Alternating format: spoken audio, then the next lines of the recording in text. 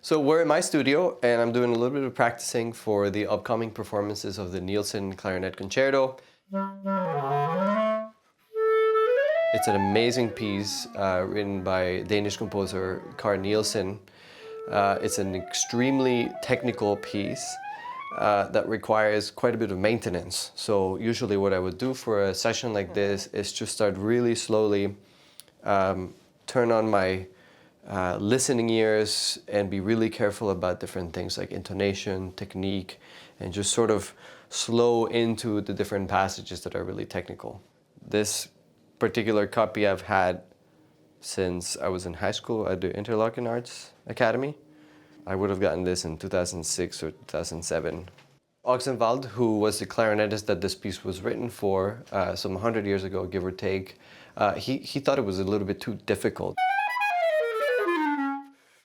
Some of his complaints in his correspondence with Nielsen, and even today, when we play and understand the instrument a lot better, it's still quite the technically challenging piece, in part because of speed and because you have to play quite a bit of notes in a short amount of time, but also because of how contrasting some of these passages are in terms of range. So you'll find that the clarinet has to climb to the top of the mountain, if you will, and down to sea level in just a moment's notice, which is, of course, something that Nielsen wanted to portray because Oxenwald was himself a bit of a, let's say, erratic guy. I've read that he might have been schizophrenic, that he might have dealt with bipolar disorder. Of course, it's difficult to know 100 years ago, but we get a picture that he was at least an interesting man of complicated emotions. So this piece really captivates that. And another thing that makes this piece really interesting and really challenging too are the two cadenzas, one towards the beginning and another one towards the end.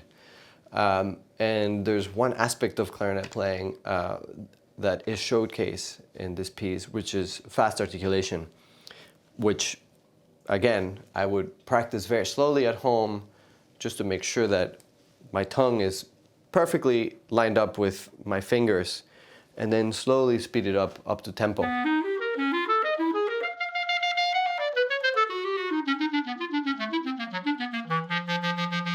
It's going to be a lot of fun to play this with a Danish musician, that is with our music director Thomas Søndergård.